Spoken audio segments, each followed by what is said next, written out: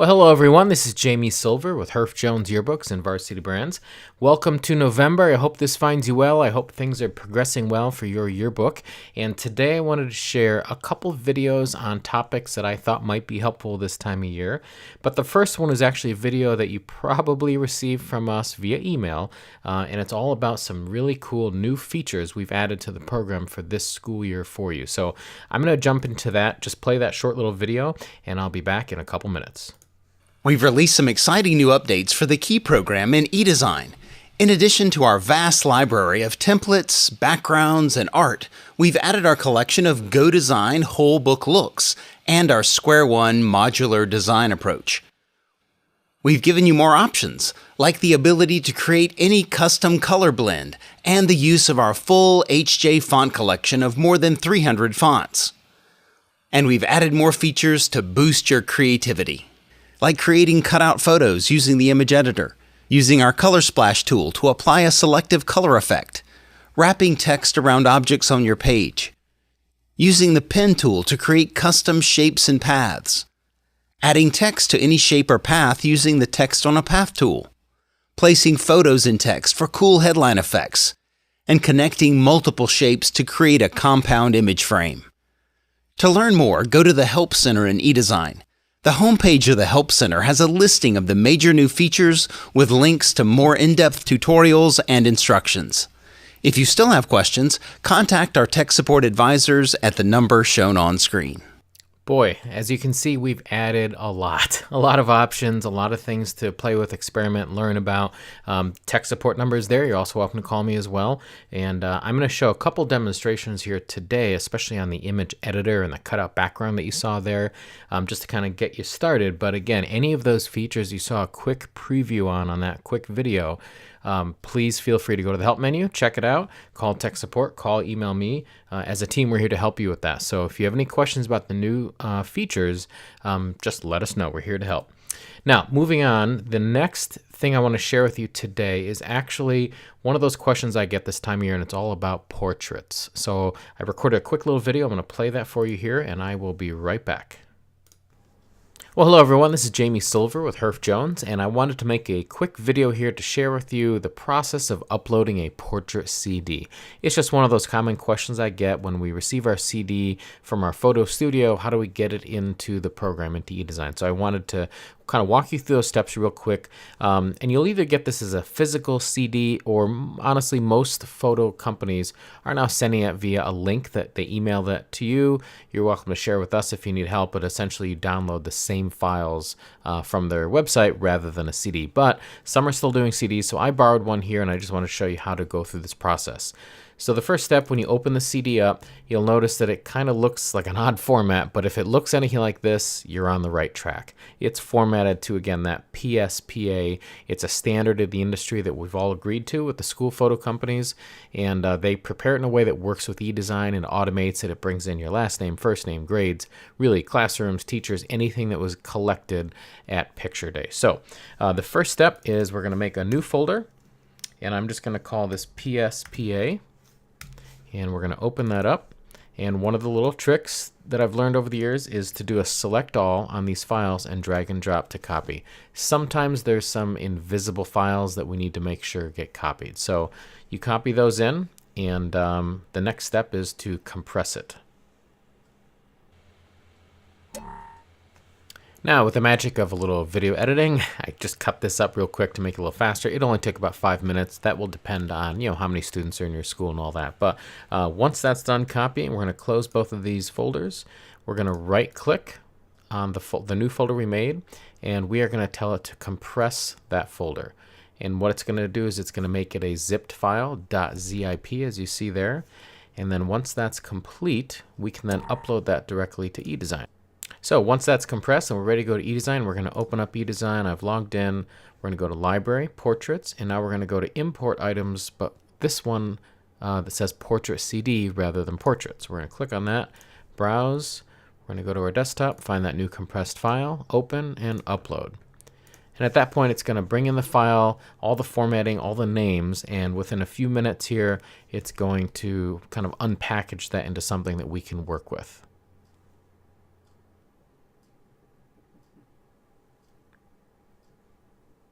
So again, in the interest of time, I did do a little editing, but that process took about 10 minutes or so to upload this batch of photos. Then we get this green icon that says upload complete. If you have anything else here, it'll give you an error.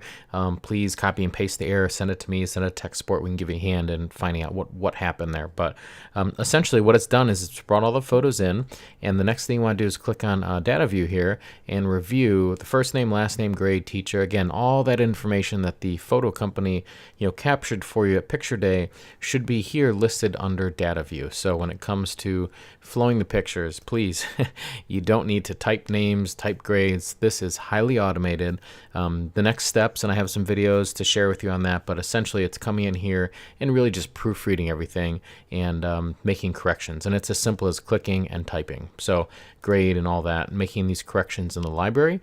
And then the next steps are to float on the pages. You simply tell it, in short, hey, I want 6 photos across, 8 down. I want my names over here in this font size, and it does it for you, and it kind of automates that highly. So I hope you found this video helpful. If you have any questions about the next step as far as proofing and flowing on pages, let me know. Have a great day. So again, that process is extremely automated, so you should never have to place a portrait by hand or type a name.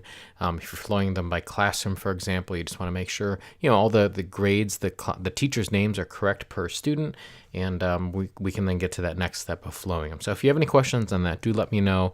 I have more detailed videos that kind of show you the next steps, but that was kind of the most basic step that's happening this time of year as everyone's receiving their portrait CD. So I just wanted to share that with you. Okay, our next topic is going to be all about a way to help communicate between whoever might be working on your yearbook with you. So that might be fellow teachers at school, students, if you might have a club involved, parents. And the beauty, again, because we're working online, is you can do this all in our program without having to send an email or text. You can do it right here on the actual pages. So the 2 things I want to show you in this next video are sticky notes and the message center. Share that with you here, and I'll be right back. In this tutorial, we'll cover how to use 2 great communication tools in eDesign, sticky notes and the message center. First, let's take a look at sticky notes. Sticky notes are a way that the advisor, editor, and staff members can communicate about specific items on pages. Open a spread in Page Design, and you will see this tool along the left-hand side. This is the sticky note tool. Click to select the tool, then you can click and drag on the page to draw a new sticky note. You can reposition the sticky note so it points at the object on which you would like to comment. I'll zoom in on the sticky note so we can see the text more easily. You then type in the sticky note the comment or the question that you have about the object or the page.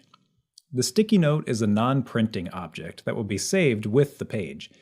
Then, when anyone opens the page in Page Design, they will see this note. Sticky note messages are also automatically posted to the message center, which we'll talk about in a moment. Any user can create and edit sticky notes. Edited notes store both last edited by and created by separately, and display both in the note header as the creator name / last edited by name. Users set with either the staff or editor roles cannot delete a sticky note unless they created it. If you're using the sticky notes to request changes, users have access to a checkbox to mark the sticky note completed once the work dictated by the note is done. The main component of the eDesign home screen is the Message Center. The Message Center allows any staff member to post a message that can be read by all other members of the yearbook staff. To add a new message, just click the Post Message button. Type in your message, up to 300 characters, and click Post. The name of the person posting the message appears in the first column, the message appears in the second column, and the date and time of posting appears in the third column. If the message is too long to fit on one line, you can click on the More link to see the full message. If you are logged in as an advisor, you will see the red Delete button to the right. Only the advisor can delete messages, which makes staff members accountable for the things they post and helps ensure that the message center will not be abused. Beside these staff messages, there are also system messages that post to the message center that come from eDesign itself. For instance, you will be notified of upcoming deadlines and notified when pages in the ladder change status. If you would like to filter the messages, you can do this using the Filter menu at the top. You can choose Staff Messages to see only messages posted by the Yearbook staff and filter out any eDesign system messages. And vice versa, you can choose System Messages or Deadline Reminders to filter out any of the Yearbook staff messages. You can also choose to only see the messages contained in sticky notes. Those have the sticky note icon and show the page number on which they are placed. When a checkbox on a sticky note is marked, the sticky note icon in the message grid on the home page changes to show a check mark next to the sticky note message. If a sticky note is deleted from the page, the message is automatically removed from the message center. As you begin to work heavily on your pages, you may get quite a number of system messages in the message center. If you would like to clear them all out, here is how you as the advisor can do that. Switch the filter to System Messages. Click on the first system message, hold down the Shift key, and click on the last system message. They will all then be selected. Then hit the Delete key on your keyboard. You will be asked to confirm the deletion. Click OK, and all of the selected system messages will be removed. And those are the basics of using the sticky notes and message center in eDesign. So I hope you found that helpful. Again, something simple, but the sticky notes and especially the sticky notes, even if you're just working on the yearbook on your own, it's a great way to just kind of, leave yourself notes as you go, things to remember to do later and whatnot. But also, as you saw from Adam demonstrating there, it's a great way to collaborate if you have someone else you're working on the yearbook with or a group of people. So it's a great way to just communicate between all of you, all embedded, right in the program. Now, the next few videos I want to share with you are all about some of those new topics you saw at the beginning of the podcast here. And those are the ones I'm going to share today, at least, are about the image editor. So the next video is going to show you kind of an overview of the image editor and what it can do. And then we're going to dive in to one specific thing that we often find is being used a lot, and that's called a cutout background. But actually, before I do that, I'm going to back up one step and show you one more quick thing on something called spread history. And the idea with spread history is a way for you to quite literally go back in time if you need to or want to. So let's say you're working on a page and you think back and you're like, boy, I wish I would have kept it the way it was a month ago, a week ago, a day ago. This system lets you go back to that point and restore it. Even to the point of if there are more of you working on the book together, it even kind of timestamps who and when saved what page, and you can always go back and forth to basically any version from any time. It's a really great way to not worry about it because it's all saved for you, again, every time you hit save. So I'm going to show that quick video here, and then we'll get into the editor. The spread history function in eDesign allows you to revert back to a previously saved version of a spread. To access spread history, open a page in Page Design. Let's say, for example, a student saved this version of the spread, but the advisor or the editors decided that they liked the way the spread was before. No problem. Go to the File menu and choose View Spread History. In this window, you'll see a listing of all the previously saved versions of the spread listed by the day and time the save occurred, the person who saved the spread, as well as an indication of which pages were edited. To view one of the previously saved versions, select it in the list and choose Open. You'll then see the spread as it appeared at the time of the save. You then have a couple of choices. If you like this version, you can go to the File menu and choose Save as Current Version. That will make the version on the screen the new current version of the spread. If you don't want to keep this version, you can go to the File menu and choose Back to Most Recent, which would revert the spread back to the way it looked when you started. Or you can choose View Spread History again, choose a different version, and open it. This is a great safeguard that should give you peace of mind knowing that none of your work in eDesign is lost. You can always get back to the way a spread looked before. This can also be a great design tool. Create one version of the spread and save it. Then feel free to experiment with other versions. If you save each version of the spread, then you can review each version with spread history and pick the one you like best to keep. And that's how you use spread history in eDesign. So my analogy here, everyone, is really kind of like the ultimate undo. I'm sure we all make mistakes. I know I do, and it's just a great way to kind of go back in time and go back to an earlier version, as Mark shared there. But at the end there, he talked about being a design tool as well. If you just want to save this 2-page spread as this version, and then mix it up and try a different look or a different feel, different template, you can do that again and just kind of go back and forth and kind of look at it and return it to whatever status you want. So it's a really good option. Now, I didn't want to skip over that, so now we're going to get into the image editor and look at some of the functions we've built right into the system for you. So, many of you may be familiar with a product called Adobe Photoshop. Really powerful program, not the cheapest program, and there's a steep learning curve. Now, what I'm about to share with you that we've built in for you, one of those new features, doesn't replace Photoshop, because Photoshop is an awesome program. It really is. But what we tried to do is look at things and tasks that people tend to do on Yearbook with Photoshop and build them in here. And the beauty of having them right in the program for you, again, is you don't have to install anything, and it follows you around no matter where you are. Any computer, as long as you're online. And it has a really great failsafe built in that you'll see here in the demonstration, where it's non-destructive and it never touches your original picture. So it's just a great tool built in for you.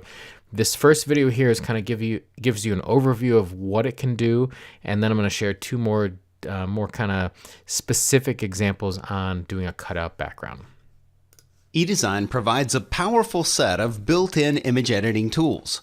In this tutorial, we'll cover an overview of these tools. You can launch an image into the eDesign image editor from the image library or from the library panel in Page Design. In this example, I'm in the Page Design area, and I'll open the Images section of the library panel. When I locate the image that I'd like to edit and hover my mouse cursor over the image, I see a pencil icon in the upper left corner. Clicking this pencil icon will open this image in the image editor. I could also right-click on the image and choose Edit Image. eDesign then generates a temporary version of the image and passes it off to the image editor. The changes that you make in the image editor will not affect the original version of your image. When the image editor opens, you'll see along the left side the various editing options: cutout background, color splash, red eye correction, color filters, and exposure. When I click on one of these options, the related editing tools and controls for that effect appear. Along the top of the interface is the zoom slider, which allows you to zoom in on the image. When you're zoomed in on an image, you can use the pan feature to move the image around within the window. You can click the pan button to the right of the zoom slider, and your cursor will appear as a hand.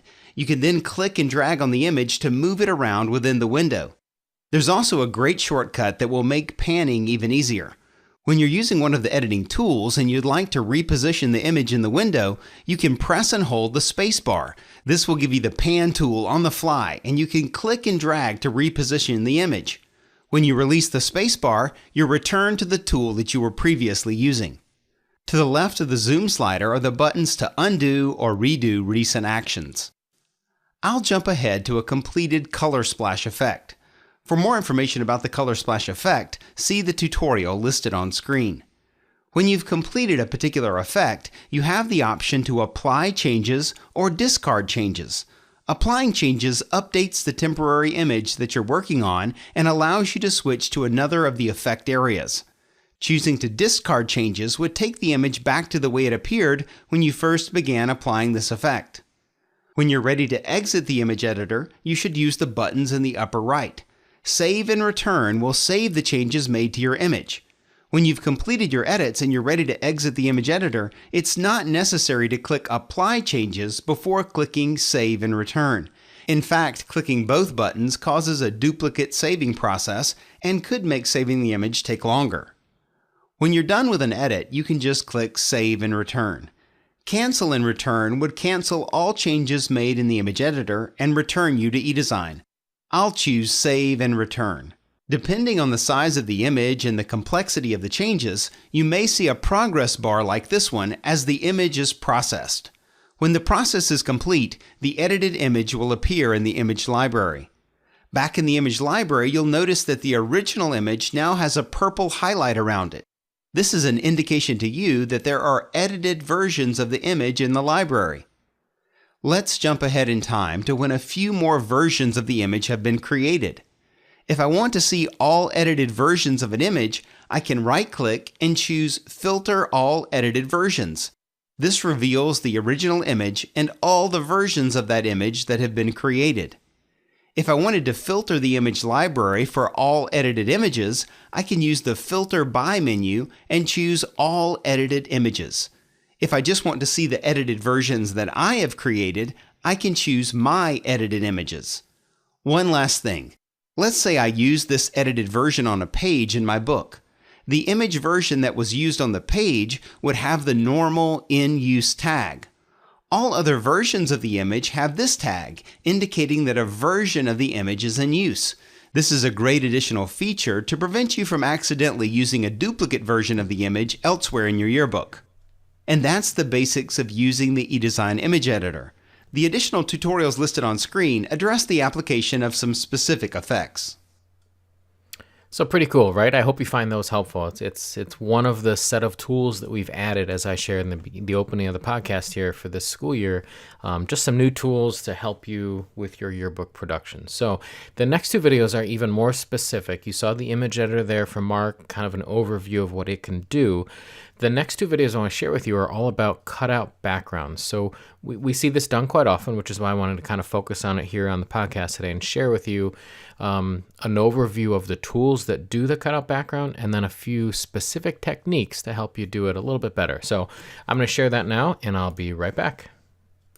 In this tutorial, we'll look at the basics of the cutout background function in eDesign. The tutorial listed on screen gives introductory information about the image editor, and it's recommended that you view this introductory tutorial before watching the current one, if you've not done so already. Locate the image that you'd like to use and click the pencil icon to launch the image editor. The scissors button opens the cutout background function. The 4 cutout background tools are listed in the center column, and then the tool settings appear in the right column. In this tutorial, we'll give an overview of the cutout tools, and in the next tutorial, we'll look at some additional techniques for making cutouts. There are 2 brush-based tools for creating cutouts, the Cut tool and the Restore tool. The Cut tool essentially erases areas of the image. There are 2 brush shapes that you can choose from, a circle and a square. You'll probably use the circle brush most often. When I click and drag over portions of the image, the pixels in that area are erased to transparency. That is what the gray and white checkerboard pattern means, that those areas of the image will now be transparent. In the same way, if I switch to the Restore tool and brush over that area, it restores the areas that I had previously erased. I'll go back to the Cut tool. I have control over the size of my brush with this slider. Click and drag to make the brush larger or smaller. The preview at the bottom shows the size of the brush as I make the changes. I can also click at a point on the scale to jump the slider to that spot. You can use a larger brush when erasing over large areas of an image, and you can use a smaller brush when you're trying to do more detailed work. Here's a great tip. If I click with the Cut tool, and then press and hold the Shift key, and then click again, a straight line is drawn from the first click to the second click. This works great when cutting out items with straight edges, but it also works great around more curved shapes. If I hold down the Shift key and make a series of clicks, I can pretty easily follow the contour of a more curved shape.